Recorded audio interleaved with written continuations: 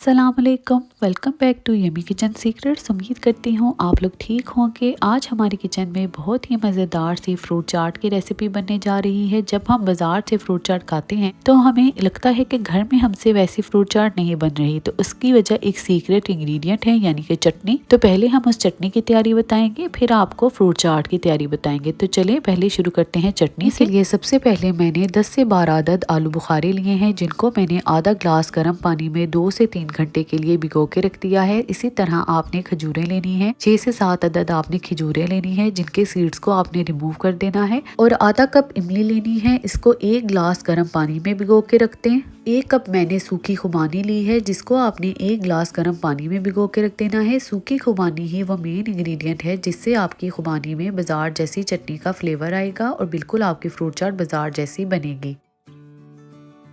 अब हमने क्या करना है कि इमली को हमने गुठलियों से अलग कर लेना है और इसके पल्प को हमने एक पैन में डाल लेना है। साथ ही हमने खुबानियाँ जो भिगो के रखी हैं उनको पानी के साथ ही इसमें डाल देना है। भीगी हुई खजूरों को डालना है। खजूरों के बाद आलू बुखारा डालना है। आलू बुखारे को भी हमने गुठलियों से अलग कर लेना है और इसके पल्प को डालना है। आलू बुखारा मैंने आधा कप लिया है। अब इन सारी चीज़ों को अच्छी तरह से मिक्स कर लें। आपने साथ साथ चम्मच चलाते जाना है ताकि ये मिक्सचर नीचे ना लगे। आधा कप मैं यहाँ पे सफ़ेद और ब्राउन चीनी मिक्स डाल रही हूँ। आप चाहें तो सफ़ेद चीनी डाल सकते हैं और गुड़ भी डाल सकते हैं। आधा टीस्पून सुरख कुटी मिर्च का डालना है और आधा टीस्पून काली मिर्च का डालना है। अब ये सारी चीज़ें डाल के चटनी को अच्छे से पकाना है। यहाँ पे चटनी काफ़ी हद तक थिक हो चुकी है। जैसे ये थोड़ी सी ठंडी होगी तो हमने इसको हैंड ब्लेंडर से ग्राइंड कर लेना है। अब हमने क्या करना है कि इस चटनी को पानी डाल के मज़ीद पकने के लिए रखना है ताकि ये इवनली स्मूथ सा मिक्सचर बन जाए। अब इसमें आधा कप पानी डालें। तकरीबन इसको हमने 15 से 20 मिनट मज़ीद पकाना है और साथ साथ चम्मच को चलाते जाना है।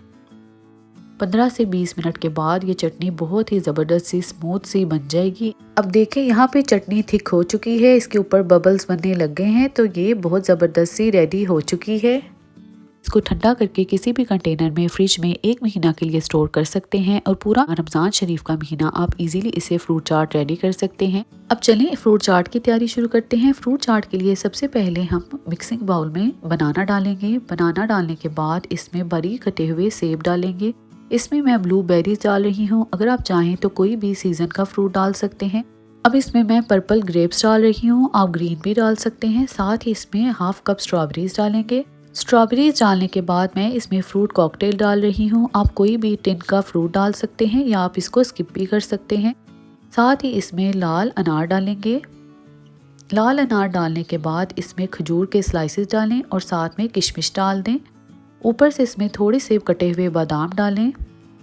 कटे हुए बादाम डालने के बाद इसको अच्छी तरह से मिक्स करें। मिक्स करने के बाद इसके ऊपर 1 टीस्पून चाट मसाला डालें और साथ ही जो चटनी हमने रेडी की है, जो कि इसका सबसे मेन इंग्रेडिएंट है, वो डालेंगे।